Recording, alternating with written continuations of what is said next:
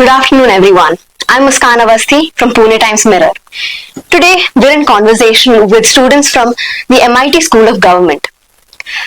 As the final results for the Lok Sabha elections come closer and closer, we'll be discussing some pressing issues. To begin with, can you please introduce yourselves? First of all, good afternoon, Muskan. Thank you for inviting us. We are from the School of Government, especially from the Department of Political Leadership and Government. And my name is Deepu Vardhan. And I have been working with the Maharashtra Pradesh Congress Committee, specifically managing the Lok Sabha constituencies of Indian National Congress. They were contesting in 15 Lok Sabha constituencies. Other than that, I worked with Mumbai Pradesh Congress Committee for two candidates, that is Mr. Anil Desai sir and Sanjay Dina Patil sir. So it was a very wide range of experience, and we have seen very interesting issues on field, and we are happy to share our experience with you. Definitely looking forward to that. Hello, I'm Kartika Hariharan. I'm hailing from Tamil Nadu. So right now we are doing our masters, as he mentioned, in MIT School of Governance. Previous to that, I was a political reporter for quite a while after doing my journalism in UG. And right now we all had the experience to affiliate ourselves with certain parties and work for the elections. So even I got in-depth knowledge about Maharashtra elections and Tamil Nadu elections for the current Lok Sabha 2024. Yeah. Okay, thank you for that. Deepu, I'd like to begin with asking you.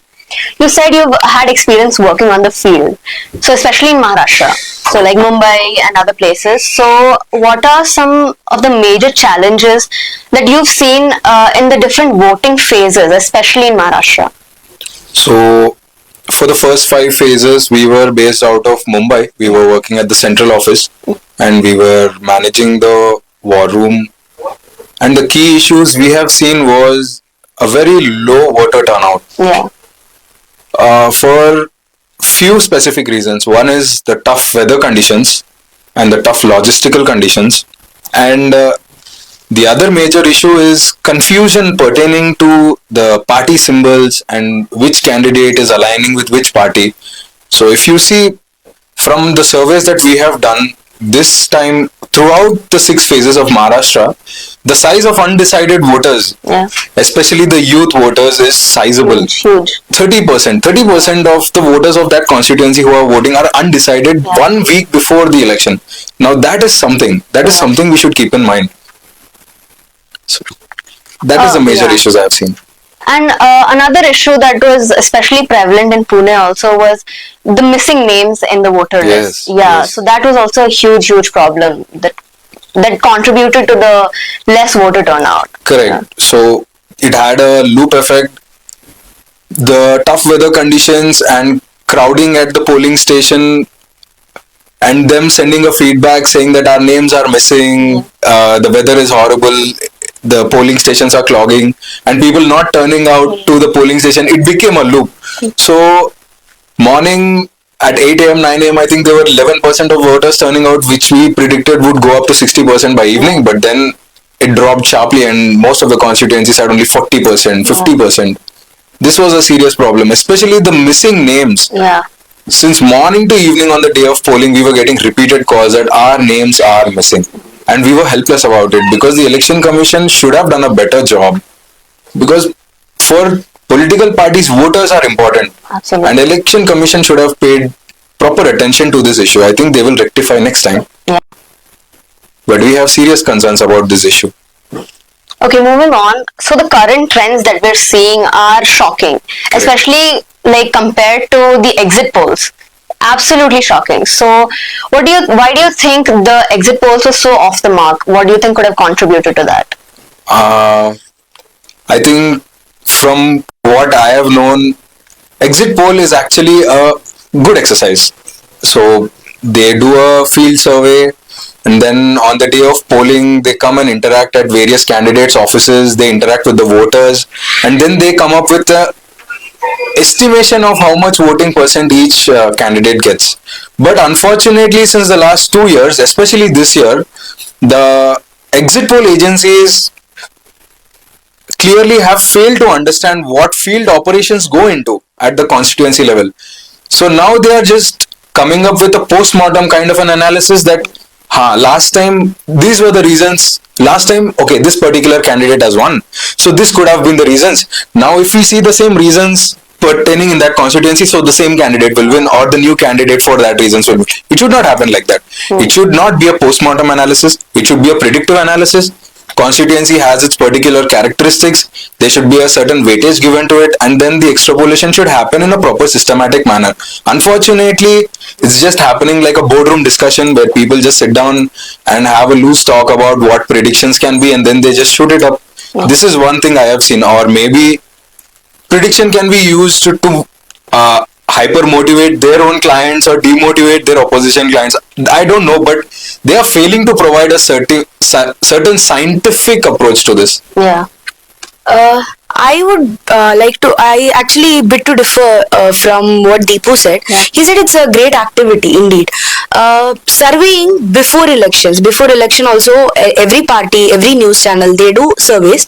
That is entirely different to predict the current scenarios, field scenarios, what we call psephology, and we are trained to do that in our course.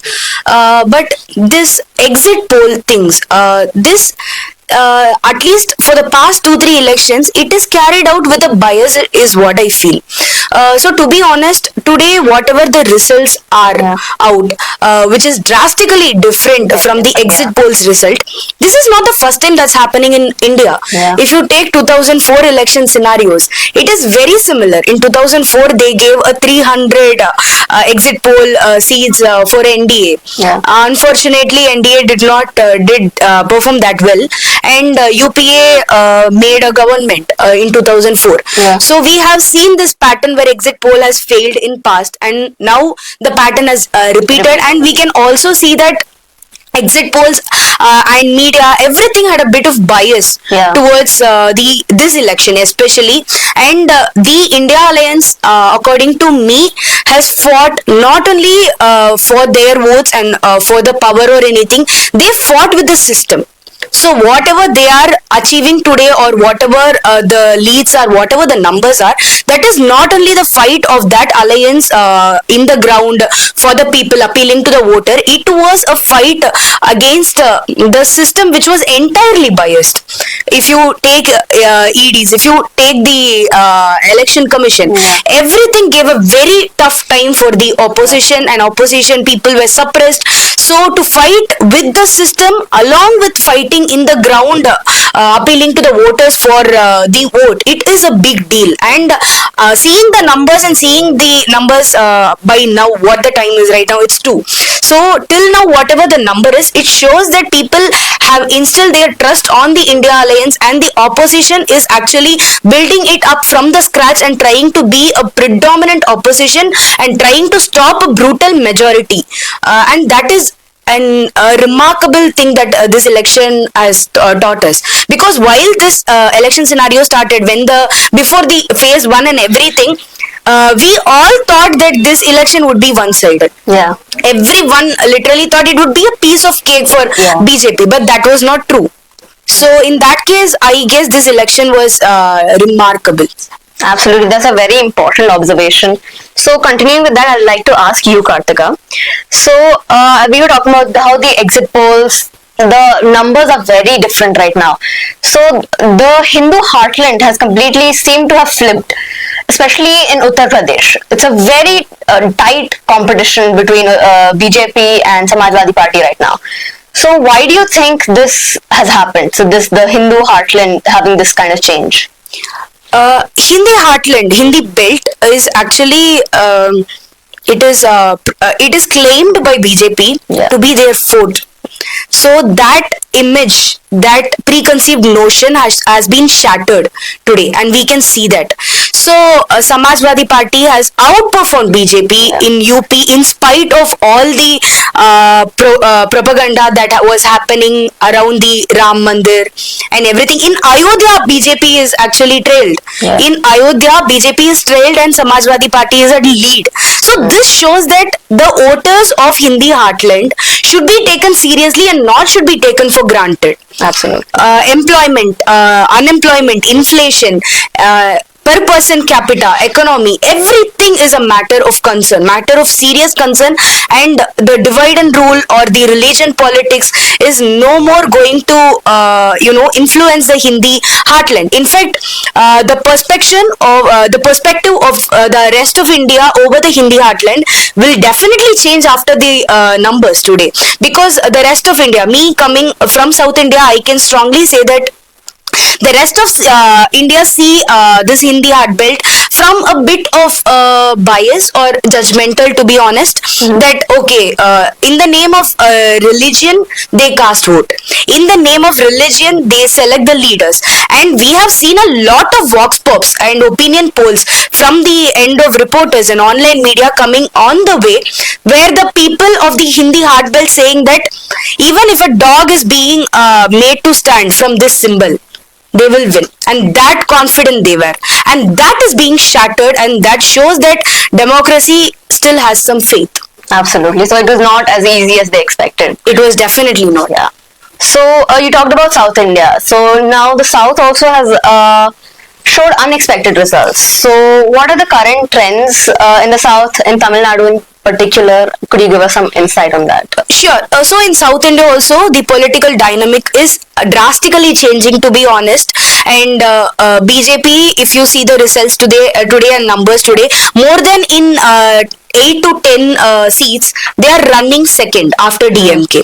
So even though they are not making drastic changes in seats, number of seats, because only one place where their alliance PMK is likely to win, but not BJP exactly. Even BJP's state head Annamalai is finding it difficult to be in a lead. He is still trailed. But when you take Tamil Nadu in consideration, definitely we cannot ignore the fact that BJP is right now rising and trying to be as a major opposition. Yeah. But we should not ignore the fact of AIADMK as well. We cannot just wipe out the fact. Still, they have a major vote hold. It is not what these exit polls says. Exit polls brutally said that AIADMK will win 0 to 2 seats, whereas they gave 1 to 3 seats for BJP. Yeah. But that is not the stand. AIADMK is still putting its strong foot, but they have to step up their game. And BJP definitely did 2.5 years of field work that has paid them off in some way or the other. But my matter of concern is not exactly in Tamil Nadu, because DMK is still doing pretty good there. But considering Kerala, it is like no one expected this. Shocking. Thrissur, they are winning. BJP is winning. After independence, this is the first time BJP is landing in the land of left, land of communist. And BJP is landing in Kerala. It is going to be a remarkable thing for them. And even Shashi Tharoor, who is contesting from Trivandrum, he is facing a very hard time to keep in the lead. He is very few numbers, few votes are the difference between him and the BJP candidate. So even in Trivandrum, it is going to be a hard thing for Shashi Tharoor to win.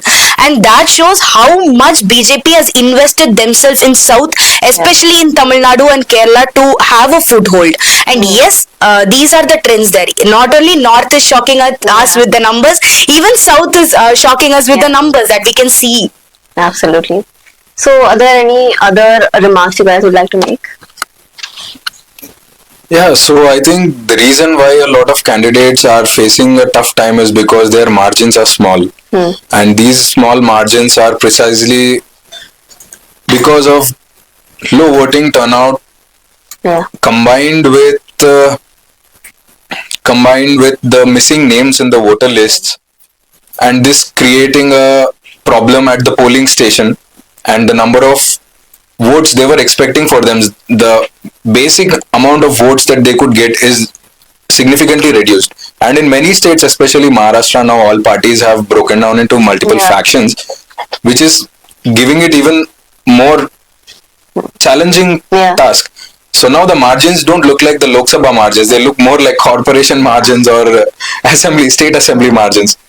This is one thing. And looking at how the Telugu states do, so Telangana surprisingly has changed itself from the BRS party, the erstwhile TRS party, to the Congress, and now the Andhra Pradesh is surprisingly now a stronghold of TDP, which is aligned with BJP. BJP. Now this has been expected because BRS and Jagan Mohan Reddy's YSRCP have completed 2 terms, subsequent terms, and they could be an anti-incumbency, or maybe the parties were exhausted enough because a newborn state has too many uphill challenges. So maybe both parties have exhausted itself to such a level that they are not efficient in contesting the elections now, which was taken as an opportunity. Major of their political parties' resources, planning, strategy were used in stabilizing the newly born states, which gave an opportunity to the national parties to come and now take over the political landscape of Telangana. So, Congress did it in a good way. Mr. Revant Reddy has performed excellently in the assembly elections and possibly now even in Vidhan Sabha. Now the predictions say that Congress is now at a 8-seat leading, and TDP had Andhra Pradesh Assembly had a lucky charm. Their polling was within the Lok Sabha polling spree, and this was a good offer for them. And that's how TDP and BJP are performing very well now in Andhra Pradesh. And so what happens to be the future of these states is to be seen. But as of now, both states are progressing at a good level.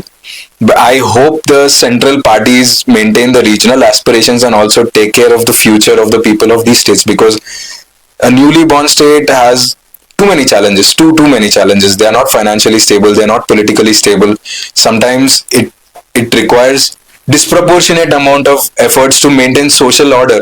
Telangana was a state when it was newly established in 2014. Significant amount of resources was spent purely for disaster response force, purely for police recruitments, purely for hospital establishment, purely for public transport, that is roads. So these are things that secure a proper social stability. And Andhra Pradesh also has been trying to do things like that very proactively, and they have fetched good results. But unfortunately, with these exercises, the regional parties have exhausted themselves, it seems to be, in these results.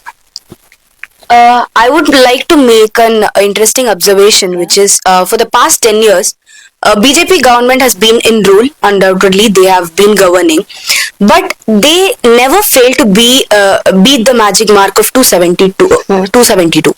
So this time it seems to be like a Himalayan peak for BJP to achieve the 272, and that is going to be a big deal, and that is going to be the change that we are going to witness. A BJP that is going to ride on the support of the coalition parties. Chandrababu Naidu will be emerging as a kingmaker because he has a very strong hold in the alliance of NDA, and with BJP not being the brutal majority right now, we can see there will be we can expect at least a humbleness from the party and from the cadre side, that okay, they are not at the brutal majority, they cannot impose things, or obviously they have to keep everyone in their head, and they have to walk along with everyone. They cannot be authoritative as they were. So that is that type of governance from BJP we are going to witness, and we have to see how successful they are in doing that. So I am pretty much excited to see that phase of our Prime Minister Narendra Modi, who is going to be taking all the coalition leaders along with him and going to listen and going to talk, going to negotiate and not dictating. I'm very eager to see that phase of our Prime Minister. Those are very interesting observations. So that's it for today. We are all waiting with bated breath for the final results to see who finally makes the government.